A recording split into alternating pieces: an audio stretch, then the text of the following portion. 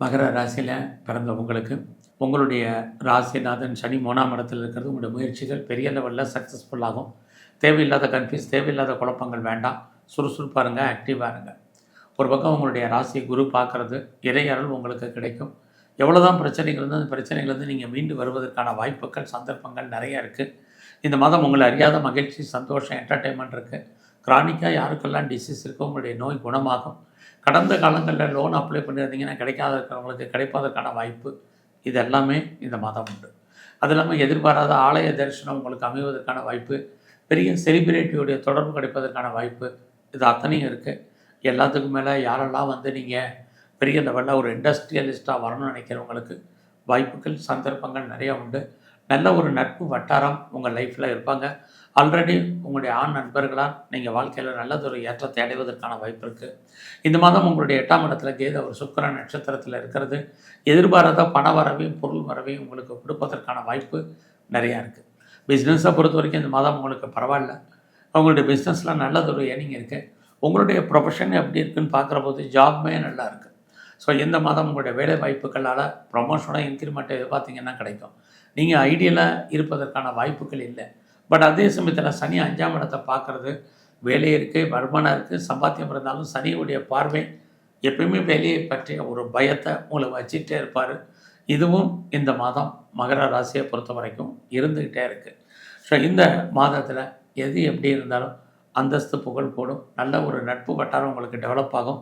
இந்த மாதத்தில் கலைத்துறையில் நீங்கள் இருந்தீங்கன்னா புகழ் அந்தஸ்து கிடைக்கும்.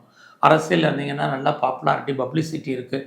அது மட்டும் இல்லை, ஷேர் மார்க்கெட்டில், ரேஸில், லாட்ரியில், ஆன்லைன் பிஸ்னஸில், ட்ரேடிங்கில், மியூச்சுவல் ஃபண்டில் இதிலெல்லாம் ஏதாவது தேர்மானா கண்டிப்பாக நல்லது நடக்கும். லாபம் கிடைப்பதற்கான வாய்ப்பு, உழைச்சி சம்பாதிக்கக்கூடிய சம்பாத்தியங்கள் கையில் பணமாகவோ தனமாகவோ இருப்பதற்கான வாய்ப்பு, யாரெல்லாம் பேச்சே தொழிலாக வச்சுட்ருக்கீங்களோ அதன் மூலமான ஏர்னிங், இது அத்தனையும் உங்களுக்கு உண்டு. ஸோ ரொம்ப நாளாக ப்ராப்பர்ட்டி விற்கலை, சேலாகலை, எப்போ விற்கணும்னு தெரியலைங்கிறவங்களுக்கு உங்களுடைய சொத்துக்கள் கைவிட்டு போவதற்கான வாய்ப்பு நல்லா இருக்குது. டாக்குமெண்ட்டில் பிரச்சனை இருக்கிறவங்க, ஏதாவது சர்டிஃபிகேட்டில் ப்ராப்ளம் இருக்குங்கிறவங்க அதெல்லாமே கிளியர் ஆகிறதுக்கான சுச்சுவேஷன் இது அத்தனையும் உண்டு.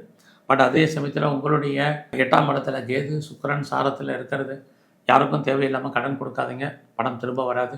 இது வரைக்கும் திருமணம் தள்ளி போனவங்களுக்கு, திருமணமே வேண்டான் இருந்தவங்களுக்கு மேரேஜுக்கான ஒரு வாய்ப்பு, சந்தர்ப்பங்கள் இருக்குது.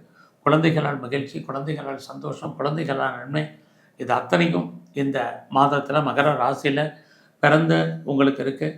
உங்களுடைய ஆசைகள் ஏதோ ஒரு விதத்தில் பூர்த்தி ஆவதற்கான சூழ்நிலைகளும் இந்த மாதம் உங்களுக்கு உண்டு.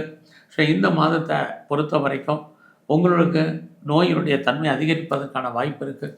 ஒரு பக்கம் நோயிலிருந்து விடுபடுவதற்கான வாய்ப்பு, இன்னொரு பக்கம் நோயினுடைய தன்மை அக்ரவேட் ஆகிறதுக்கான சூழ்நிலைகள் எல்லாமே கலந்து இந்த மாதம் உங்களுக்கு இருக்குது.